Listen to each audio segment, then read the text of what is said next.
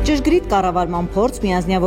կայացնելու կարողություն եւ սոցիալական պատասխանատվության բարձր գիտակցում ենթակա անձնակազմի, սպառազինության եւ նյութական արժեքների նկատմամբ։ Հենց այս հատկանիշներով պետք է օժտված լինի ցանկացած սերժանտ, կրծել հրամանատարական կազմի սերժանտների դերը բարձրացնելու, նրանց պարտականությունները հստակեցնելու եւ արեստավարժ դարձնելու նպատակով տարածքային պաշտպանական զորքերի նախաձեռնությամբ Վազգեն Սարգսյանի անվան ռազմական ակադեմիայում օրերս անցկացվել է սերժանտը որպես հրամանատար խորագրով սեմինար։ Մասնակիցները պաշտպան հայրենյաց ծրագրի շահառուներն են։ Եթե 19 տարեկանում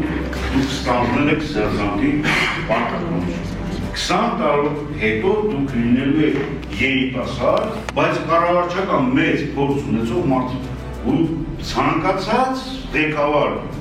պաշտոն կարող եք զբաղեցնել։ Բոլորը հնարավորություն ունեք նաև ձեր զինվորական ծառայության ընթացքում ունենալ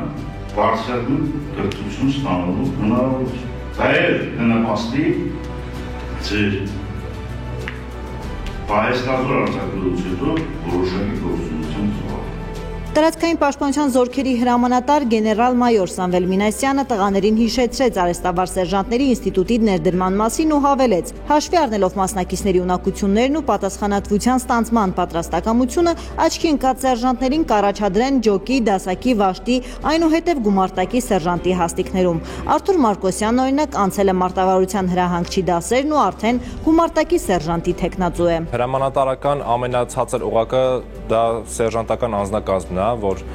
հրամանը վերևից մինչև հասնում է ներքև, խնդիր կատարողը սերժանտն է իր անձնակազմի հետ, ջոկի սերժանտը իր ջոկի հետ։ Դրա համար շատ կարևոր է, որ ջոկի սերժանտը լինի պատրաստված, որովհետև ամեն դեպքում ամենավերջի գործողություն խնդիր կատարողը ինքն է։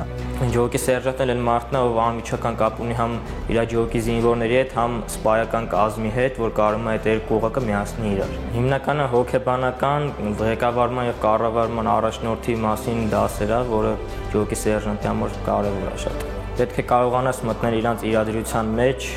իրանց տնես ճիշտ ուղղության վրա։ Ըստ բանակի կերպափոխման հայեցակարգի արհեստավար սերժանտական համակարգի ներդրման հիմքում դրվել է 4 առաջնահերթություն՝ մարտավարության եւ զինված ուժերի պատրաստության մակարդակի բարձրացում, բոլոր օղակներում ինստիտուցիոնալ երկարակեցության եւ խորագիտակցության ամրապնդում եւ իհարկե կարգապահության ապահովում։ Այս առաջնահերթությունները կարևորելով էլ ընտրվել են սեմինարի դասընթացների թեմաները։ Թեմաները ընտրվել են առաջնորդություն, որպեսզի կարողանան առաջնորդել իրենց ենթականին,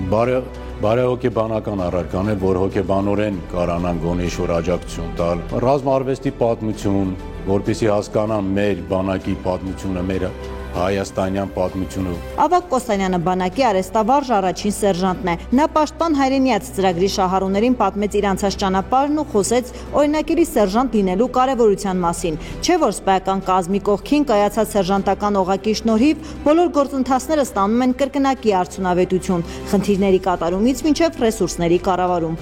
Ողջույն պարոն բանակի սերժանտ։ Սեմինարի մասնակիցների հետ հանդիպելու էր եկել նաև գլխավոր շտաբի բանակի սերժանտ Արթուր Գաբրելյանը։ Սերժանտների դերը նրանում է, որ իրանք պետք է հանդիսանան սպայի եւ զինվորի կապող օղակ, այսինքն սպան հանդիսանում է պլանավորող, սերժանտը իրագործող։ Արեստավար սերժանտ դառնալու համար շատ կարևոր է ծառայության փորձը եւ առաջնորդության որակները։ Այսօրվա հանդիպման նպատակն է ծանոթություն, ուզում եմ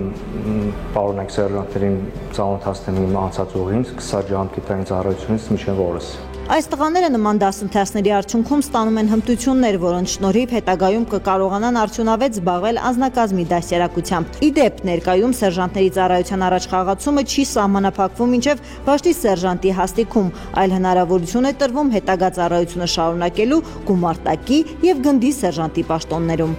Տաթևիկ Աբրահամյան, Ռազմիկ Տիգրանյան, Զինուժ։